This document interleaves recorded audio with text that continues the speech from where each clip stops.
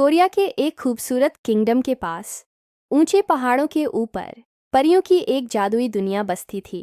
वहीं रहती थी एक प्यारी एंथ्रोपोमॉर्फिक व्हाइट कैट फेरी जिसका नाम था मरियम। वो बाकी परियों से अलग थी। उसे इंसानों की दुनिया बहुत पसंद थी। मरियम अक्सर शाही महल के गार्डन में इंसानों को देखती रहती और सोचती, काश मैं भी इंसान बन पाती, उनके बीच रह पाती। एक रात उसने यही दुआ की और जब सुबह हुई तो उसका जादू सच हो गया। उसके पंख गायब थे और वो अब इंसान बन चुकी थी। खुश होकर वो महल के आसपास घूमने लगी। वह पहली बार इंसानी खाना खाती है, फूलों की खुशबू महसूस करती है। सब कुछ उसे जादू जैसा लगता है।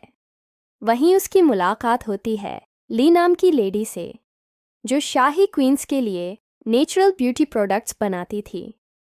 मरियम भी उसकी मदद करने लगती है और अपने फेरी नॉलेज से जादुई सोप्स और क्रीम्स तैयार करती है। उनकी बनाई चीज़ें इतनी खूबसूरत होती हैं कि दोनों क्वींस माया और सोरा उसकी दीवानी हो जाती हैं। पहले क्वीन माया उसे बुलाती है और कहती है, आज से तुम सिर्फ मेरे लिए ब्यूटी प्रोडक्ट्स बनाओगी।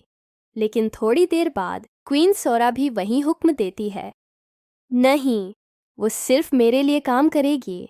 दोनों क्वींस एक दूसरे से नफरत करती थीं और बेचारी मरियम दोनों की मांगें पूरी करने में थक जाती थीं। वो रात रात भर महल में काम करती और कई बार काम करते करते ही सो जाती।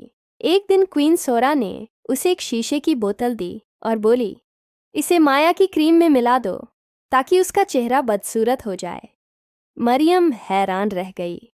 थोड़ी देर बाद क्वीन माया ने भी उसे बुलाया और कहा, सोरा की प्रोडक्ट्स में जहर डाल दो। बेचारी मरियम बहुत परेशान हो गई। वो दोनों के दिए हुए जहर को बाग में जाकर फेंक देती है और आसमान की तरफ देखकर दुआ करती है, काश मैं फिर से फेरी बन जाऊं। इंसानों का लालच बहुत भारी है। अचानक आकाश में सुनहरी रोशनी चमक उठती है और मरियम दोबारा से अपनी खूबसूरत व्हाइट कैट फेरी रूप में लौट आती है। वो अपने पंख फैलाकर परियों के गांव लौट जाती है और फिर कभी इंसानी दुनिया में नहीं आती। और यूं मरियम को समझ आया, असली खूबसूरती इंसान बनने में नहीं, बल्कि अपने सच्चे रूप को अपनाने में है।